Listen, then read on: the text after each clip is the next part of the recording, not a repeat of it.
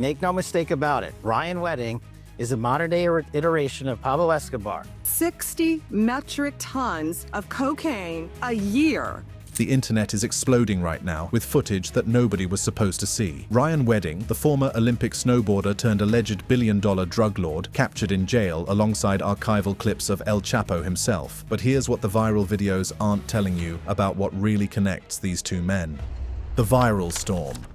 The digital landscape erupted in recent weeks with jailhouse footage allegedly connected to Ryan Wedding and archival imagery of Joaquin El Chapo Guzman, flooding social media platforms at a velocity that defies conventional understanding of how information spreads in the modern age, generating millions upon millions of impressions across every conceivable platform, and sparking intense debate about how alleged narcotics kingpins are portrayed in the public consciousness before they ever see the inside of a courtroom or have the opportunity to mount a legal defense against the charges levied against them. This footage emerged at a particularly charged moment in American law enforcement history, coinciding with an active federal prosecution against Wedding, a former Canadian Olympic snowboarder who United States authorities have accused of masterminding a transnational narcotics empire that stretched its tentacles with terrifying efficiency across Colombia, Mexico, the United States, and Canada, touching 4 nations and allegedly corrupting institutions in each of them. The allegations against Wedding read like the plot of a Hollywood thriller that studio executives would reject as too implausible for audiences to believe. Yet federal prosecutors insist every single word contained in their indictments is grounded in documented evidence gathered over years of painstaking investigation. According to statements from the Department of Justice that were subsequently reported across major media outlets, Wedding allegedly coordinated the movement of multi-ton cocaine shipments on an annual basis, generating proceeds that exceeded $1 billion per year, a figure so staggering that it places his alleged operation among the most lucrative criminal enterprises in the Western Hemisphere. The sheer scale of these accusations places Wedding in a category of alleged criminality that authorities claim has not been witnessed since the heyday of the most notorious cartel leaders in recorded history, men whose names have become synonymous with drug trafficking itself. What makes the viral spread of this footage particularly significant and worthy of careful examination is the visual pairing that has come to dominate social media feeds across every major platform, from TikTok to Twitter to Instagram to Facebook and beyond. Wedding's alleged detention imagery has been repeatedly and deliberately juxtaposed with archival footage of El Chapo, the convicted Sinaloa cartel leader who was sentenced to life imprisonment at ADX Florence, the highest security federal facility in the entire United States, following a landmark 2019 trial that captivated global attention for months on end. This visual association creates an implicit equivalence between an untried defendant whose guilt has not been established in any court of law and a convicted cartel leader whose criminal record was painstakingly assembled through decades of investigations, witness testimony, financial documentation, and physical evidence that took countless law enforcement professionals years upon years to compile into a coherent case. The rhetorical framing emanating from federal officials has only intensified this association in ways that have troubled legal observers and defense attorneys alike. During a press conference announcing expanded charges against Wedding, FBI Director Kash Patel made statements that sent shockwaves through the media landscape and established the government's narrative framework for understanding this case. Make no mistake about it, Ryan Wedding is a modern-day iteration of Pablo Escobar. He's a modern-day iteration of El Chapo Guzman. This Justice Department and this FBI will work with our Canadian counterparts and the government officials across the world to bring him to justice. These characterizations were delivered prior to any trial proceedings and before any presentation of evidence in a courtroom setting where it could be challenged and cross-examined, reflecting a prosecutorial strategy that leverages historical criminal archetypes to contextualize contemporary indictments in ways that resonate deeply with public consciousness and shape how ordinary citizens understand the allegations being made. Wedding's defense counsel has mounted a vigorous and public rejection of this framing that seeks to remind Americans of their fundamental constitutional principles. Speaking outside the courthouse following Wedding's not guilty plea on all charges brought against him, attorney Anthony Colombo delivered a pointed reminder about the foundational principles upon which the American justice system was constructed. You know, that's what the government has alleged. As you know, in this country, you're innocent until proven guilty. The government's got to prove each and every element of that offense that they charged in both cases with proof beyond a reasonable doubt. The attorney's statements cut directly to the heart of the tension that exists between media spectacle and legal process in an age of instantaneous information dissemination. When pressed further about the intense public attention surrounding this case and the very real potential for public opinion to overwhelm legal proceedings and poison potential jury pools, Colombo was unequivocal in his defense of due process and the rights of the accused. Well, I just asked the public not to prejudge the case. The indictment is not evidence. They've presented no evidence of anything that they've accused him of. It's just the indictment's an accusatory, document. And so, the public should keep an open mind. And that's the way that our justice system works. Despite this legal reality that has governed American jurisprudence for centuries, the visual economy of social media operates on entirely different principles than the measured deliberation of courtrooms, where evidence must meet rigorous standards of admissibility. Jail footage functions symbolically rather than as actual evidence, triggering cognitive shortcuts in viewers that automatically associate custody with guilt regardless of trial status, or the presumption of innocence that defendants are constitutionally entitled to enjoy. The viral spread of wedding-related footage mirrors historical cycles surrounding El Chapo's multiple arrests, dramatic escapes from maximum security prisons, and eventual extradition to the United States, events that shaped public consciousness as much through compelling imagery as through official court records and legal documents. Wedding's background as an Olympian who represented Canada on the world stage intensifies the viral effect exponentially, creating a narrative of fallen greatness that captures public imagination in ways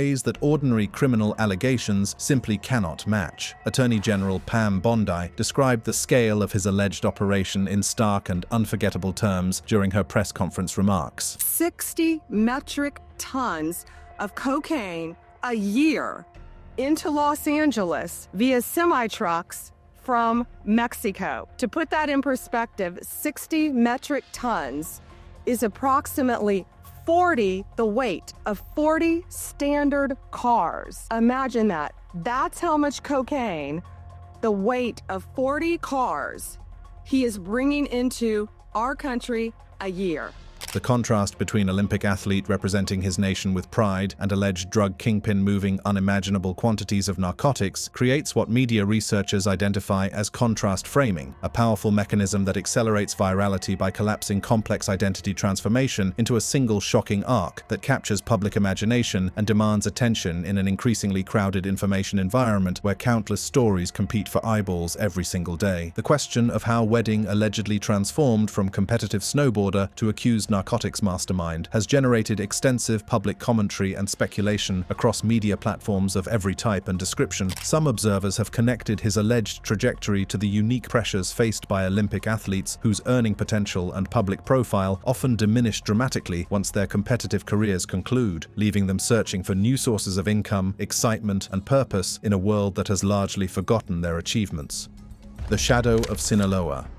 The enduring power of El Chapo imagery derives from documented demonstrations of cartel dominance that blurred the boundary between criminal organization and parallel state authority in ways that continue to shape how Americans and citizens around the world understand the existential threat posed by Mexican drug trafficking organizations operating with impunity across international borders. This dominance was vividly and terrifyingly illustrated during the 2019 Culiacan events, when Mexican security forces briefly detained Guzman's son, Ovidio Guzman Lopez, before being forced to release him amid overwhelming cartel retaliation that demonstrated the organization's capacity to neutralize government authority through coordinated force on a scale typically associated with military conflicts between nation-states rather than law enforcement operations against criminal suspects. Former Mexican federal officer Ed Calderon provided a detailed and harrowing account of these events that reveals the terrifying capabilities of the organization Wedding allegedly operated under and enjoyed protection from during his years as an alleged trafficker. The response to the capture of El Chapo's son demonstrated organizational capacity that few outside observers had previously understood or appreciated in its full scope. It's pretty hard to put a number on how. I will say this. More than 1 million? I will say this. They defeated the Mexican army. in Sinaloa. The implications of that single statement deserve careful consideration and extended contemplation by anyone seeking to understand the environment in which Wedding allegedly operated for years while evading capture. A criminal organization defeating a national military force represents a level of capability that transcends ordinary criminal enterprise and enters the realm of insurgency, parallel government, or outright state capture that threatens the sovereignty of nations and the safety of millions of innocent civilians caught in the crossfire. Calderon described the immediate aftermath of the capture in terms that reveal the lightning speed with which the cartel mobilized its forces to overwhelm government authority and secure the release of their leader's family member. They grabbed him, they reported back to Mexico, they captured him. They started to announce the capture, and his brother, his half-brother Archibaldo, basically called in all of the reinforcements from all surrounding towns and regions in Sinaloa. And it was flooded with a bunch of armed cartel guys. The scale of the cartel response defied anything authorities had anticipated or prepared for, revealing the extent to which official assessments of cartel capabilities had underestimated the organization's true strength. Calderon described scenes of military units being surrounded by cartel forces in confrontations that seemed more appropriate to a war zone than a civilian city in peacetime. It's basically an army unit that was being sent to reinforce security in Culiacan, being surrounded by cartel members. Yeah, is this it right here? Yeah, that's it. Obviously, the guys running around with a vest and wearing skinny jeans are some of the Sinaloa cartel members. They just talk it through. I mean, they're outnumbered. Perhaps most disturbing of all were the reports that emerged regarding how the cartel secured leverage over military personnel through threats against their families, demonstrating a willingness to target innocent civilians that placed every soldier in an impossible position between duty and the safety of their loved ones. The cartel's tactical sophistication extended to identifying where military families lived and using that knowledge as a bargaining chip. And also, there's talk about there's a specific community out there in Sinaloa where all the army families members live, and they were apparently being held hostage by cartel guys as a bargaining chips. These accounts illustrate precisely why El Chapo's image retains unmatched symbolic weight in discussions of drug trafficking anywhere in the world. His organization demonstrated the capacity to paralyze entire cities, overwhelm professional security forces trained and equipped for combat, on a scale that left governments seemingly powerless to protect their own citizens or enforce their own laws within their own territorial boundaries. Federal prosecutors allege that Ryan Wedding operated under the protection of the Sinaloa cartel while coordinating cocaine shipments that moved through the organization's established networks, spanning multiple continents and employing sophisticated logistics that rivaled legitimate multinational corporations in their complexity and efficiency. This claim, if proven at trial through admissible evidence and witness testimony, would situate Wedding within a network historically associated with Guzman and help explain both the alleged scale of his operations and his ability to evade capture for years while allegedly moving billions of dollars worth of narcotics. The connection between Wedding's alleged network and the Sinaloa infrastructure adds crucial context to the viral footage phenomenon that has captured public attention across the globe. When audiences see Wedding's detention imagery alongside El Chapo's archival footage, they are not merely observing superficial visual similarities, but potentially glimpsing the alleged operational continuity between one of history's most powerful criminal organizations and a Canadian former athlete who authorities claim rose through the ranks to command a billion-dollar trafficking enterprise with tentacles reaching across 4 nations. Calderon's descriptions of Sinaloa reveal a region where cartel influence has become so deeply entrenched over decades of operation that distinguishing between legitimate authority and criminal organization becomes nearly impossible for residents, visitors, and even law enforcement officials operating in the area. Right, so the opulence and the money there is just overt. And how they move around. They roll around in vehicles with guns, and nobody does anything because they own the city. The reward for information leading to Wedding's capture rose from $10 to $15 million, reflecting the extreme difficulty authorities faced in locating someone allegedly protected by an organization capable of corrupting entire government agencies and overwhelming military forces through sheer numbers and tactical sophistication. The Canadian dimension of this case adds another layer of complexity that distinguishes it from traditional cartel prosecution narratives. Authorities arrested 7 Canadians in connection with the investigation, including alleged hitman Atna Onu Luna and his lawyer Deepak Paradkar, known as the Cocaine Lawyer, a nickname that suggests the depth and longevity of alleged criminal connections that extended into the professional classes, who are typically assumed to operate on the right side of the law. The question of cartel control extends far beyond individual territories to permeate government institutions themselves at the highest levels. Calderon explained the complex factional dynamics that make combating these organizations so challenging for any administration, regardless of political affiliation or stated commitment to fighting organized crime. So I think another thing that people kind of have to kind of figure out and realize is that there's factions in the Mexican government. So you will see a federal government that apparently is being paid off by a very specific large cartel group. And then you'll see state governments that are of different political party influenced, paying off by other cartel groups. This institutional penetration that reaches into the highest levels of government helps explain how an individual like Wedding could allegedly operate at such massive scale for so many years without detection or successful prosecution, when the very institutions tasked with combating drug trafficking are themselves compromised by cartel money and influence. The traditional tools of law enforcement become woefully inadequate to the task of dismantling these organizations. Trial by imagery.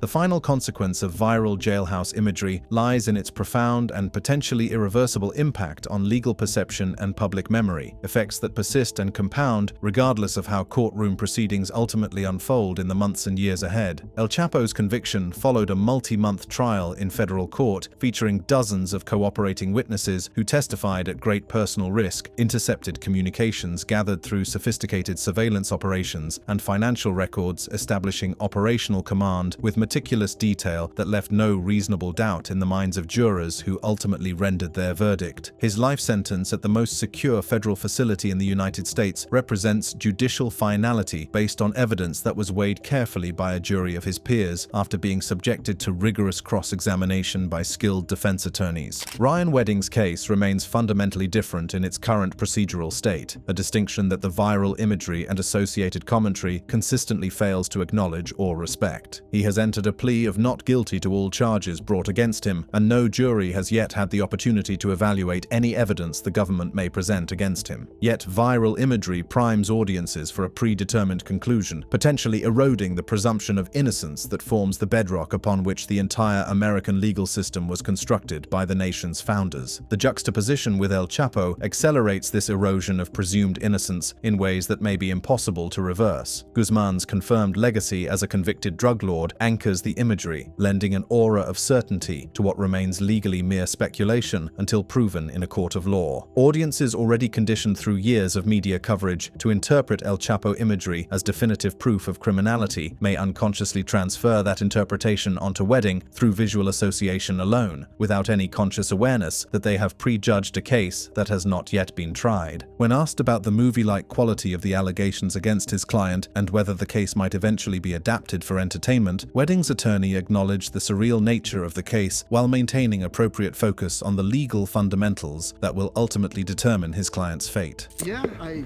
don't disagree. I'm sure that at some point somebody might make his life story into a movie. This acknowledgement of the narrative potential inherent in the allegations cuts both ways in terms of public perception and legal strategy. The same dramatic elements that might eventually make for compelling cinema or streaming documentary content currently threaten to overwhelm the measured processes of justice with the accelerated timelines of social media virality that demands instant conclusions and resists the patient accumulation of evidence. The broader implications of this case extend far beyond any individual defendant or specific set of charges. The convergence of El Chapo's historical imagery and Wedding's alleged detention footage crystallizes a troubling pattern that increasingly defines how alleged criminals are perceived in the modern media environment, where information travels at the speed of light and attention spans have contracted dramatically. Incarceration visuals function as verdict substitutes in the public imagination, transforming mere allegations into perceived fact and shaping public belief before evidence is ever weighed in a courtroom under the rules of evidence that have governed fair trials for generations. The commentary surrounding Wedding's arrest reveals the complex and often contradictory public response to high-profile criminal allegations against individuals whose backgrounds seem inconsistent with the accusations being made. Some observers note the apparent contradiction between Olympic achievement representing national pride and alleged criminal enterprise of staggering scale. I find this interesting that this is like the real-life Ozark. This is a regular looking dude who seemingly was, I guess a celebrity within this space, and he is a drug lord. I know. Like, this is crazy stuff. Others speculate about the psychological motivations and internal drivers that might lead someone from the heights of Olympic competition to the alleged depths of criminal enterprise, attempting to construct coherent narratives that explain what seems inexplicable. Or if this dude was always into shady stuff, Yeah, and it just all amplified as he became To more that high point, profile. I mean, I imagine the kind of person that would want to put the effort into becoming an Olympian level snowboarder, right? Like, that guy's kind of gotta be an adrenaline junkie.